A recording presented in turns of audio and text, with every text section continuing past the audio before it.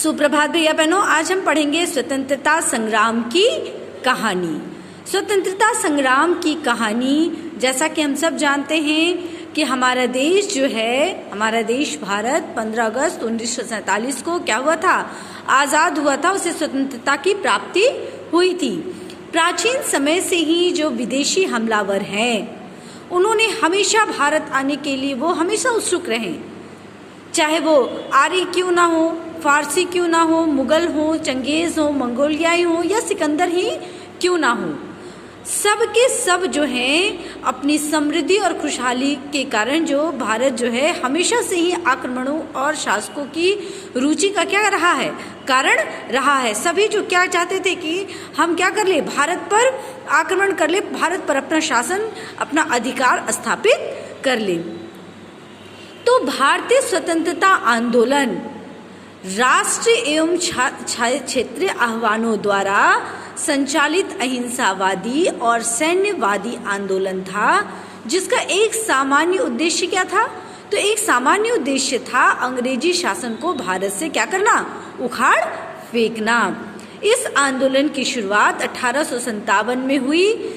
किसे, सिपाही विद्रोह से मानी जाती है कि सिपाही विद्रोह से क्या हुआ था, ये शुरुआत हुई थी। स्वाधीनता के लिए हजारों लोगों ने अपने प्राणों की क्या कर दी, बलि दी। भारतीय राष्ट्रीय कांग्रेस ने 1929 के लाहौर अधिवेशन जो हुआ था, उसमें अंग्रेजों से पूर्ण स्वराज की क्या की, मांग की, और इसी तहत गांधी जी का भारत में क्या हुआ, आगमन हुआ।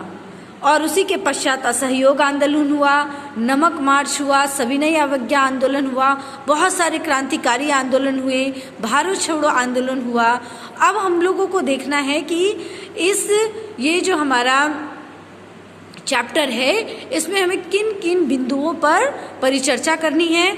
तो हम बात करेंगे जालियांवाला बाग हत्याकांड की, असहयोग आंदोलन की, नमक कानून तोड़ो आंदोलन, क्रांतिकारियों की भूमिका, आज़ादे हिंद फौज और भारत छोड़ो आंदोलन पर हम बात करेंगे कि किस प्रकार से हर असंभव को हमारे क्रांतिकारियों ने संभव बनाने का किस प्रकार से प्रयोग किया।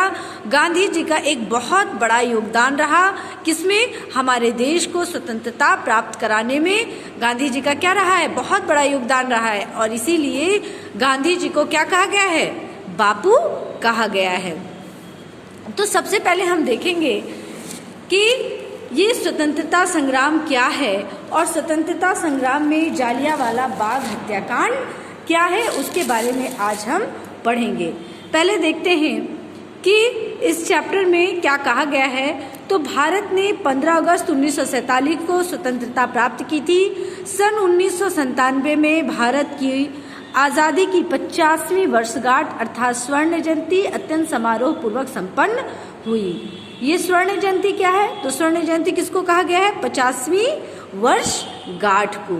ठीक है। स्वतंत्रता पाने के लिए भारत को अंग्रेजी शासन के अत्याचारों को लंबे समय तक झेलना पड़ा। आइए आपको इस स्वतंत्रता संग्राम की कहानी सुनाते हैं। महात्मा गांधी ने दक्षिण अफ्रीका से भारत लौटकर अंग्रेजों की रंग भेद नीति के विरुद्ध अहिंसात्मक आंदोलन प्रारंभ किया। उनके साथ थे पंडित मोतीलाल नेहरू आदि नेता। बाद में पंडित जवाहरलाल नेहरू भी इनके साथ जुड़ गए। आज हम सबसे पहले देखेंगे जालियांवाला बाग हत्याकांड। जालियांवाला बाग हत्याकांड क्या है। सबसे पहले मैं आप लोगों को संक्षेप में बताती हूँ कि वास्तव में ये जालियांवाला बाग हत्याकांड क्या था। तो बैसाखी के दिन 13 अप्रैल 1919 को अमृतसर के जालियांवाला बाग में एक सभा रखी गई थी। कब रखी गई थी, 13 अप्रैल 1919 ईस्वी को। ठीक है। तो कहाँ रखी गई थी, अमृतसर के जालियांवाला बाग में, जिसमें कुछ नेता जो थे वो भाषण देने वाले थे।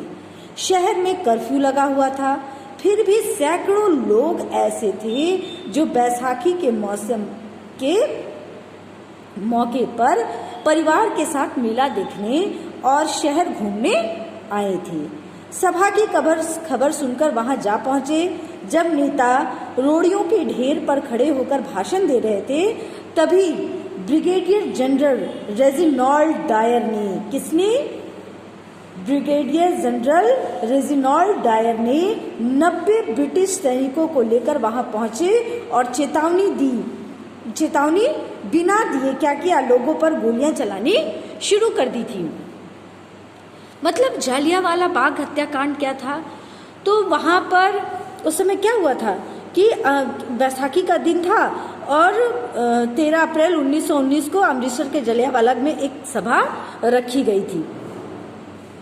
और ऐसे समय में अंग्रेज सरकार ने क्या किया था, वैसे निहत्थे लोगों पर गोलियां बरसाई थी, जिसमें बहुत सारे लोग जो थे वो क्या हो गए, घायल हो गए।